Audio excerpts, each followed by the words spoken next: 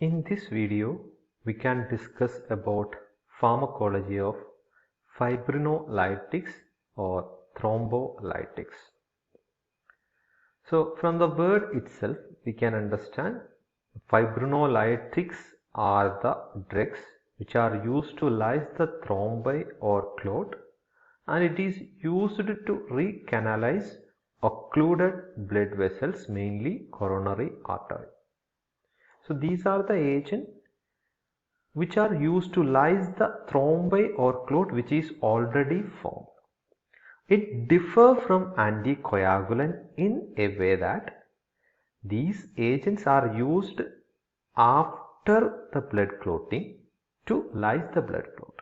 But in case of anticoagulant are used to prevent the process of blood coagulation before the clot is forming. Okay, that's the main difference.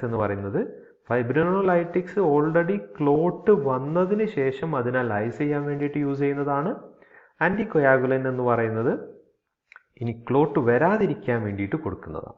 Okay, they are therapeutic rather than prophylactic, and they work by activating natural fibrinolytic system. There is a natural system in our body, so they will work by activating that natural fibrinolytic system in the body. And the drugs include streptokinase, urokinase, alteplase, betaplase and tenecteplase. Now coming to the mechanism of action of fibrinolytes or thrombolytics. There is a natural mechanism in the body in which the intrinsic factors like clotting factor activated 12 killer kinin will activate the conversion of plasminogen or profibrinolysin to plasmin or fibrinolysin. And this plasmin is the compound which will lyses the insoluble fibrin to soluble fibrin fragments. So this is a natural mechanism in the body. Then factor 8 come, it will activate the conversion of plasminogen to plasmin, and this plasmin will convert insoluble fibrin, that is clot, into soluble fibrin fragment. ഇതാണ് natural ആയിട്ടുള്ള mechanism എന്ന് പറയുന്നത്. അപ്പോൾ ഈ natural ആയിട്ടുള്ള മെക്കാനിസത്തിനെ activate ചെയ്യുന്ന external ഡ്രഗ്സുകളാണ് നമ്മൾ ഫൈബ്രിനോലൈറ്റിക്സ് അല്ലെങ്കിൽ ത്രോംബോലൈറ്റിക്സ് ഡ്രഗ്സ് എന്ന് പറഞ്ഞ് നമ്മൾ പഠിക്കുക. So extrinsic drugs are streptokinase, urokinase, alteplase and tenecteplase.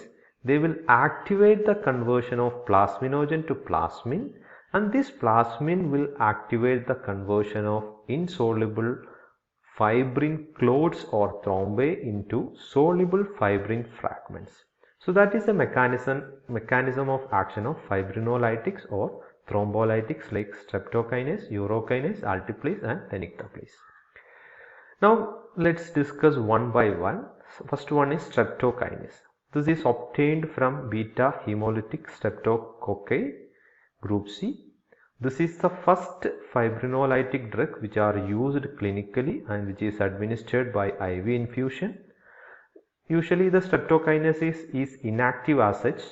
When combined with the circulating plasminogen molecule to form an activator complex, which then cause limited proteolysis of other plasminogen molecules, generate and active the enzyme plasmin.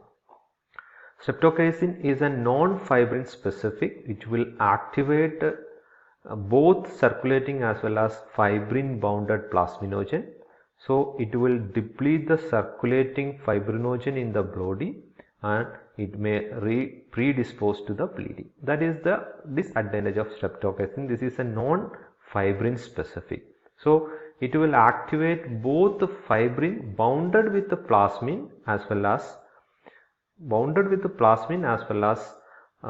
the fibrin plasminogen, circulating as well as fibrin plasminogen. So it will deplete the circulating fibrinogen. It may predisposes to the bleeding.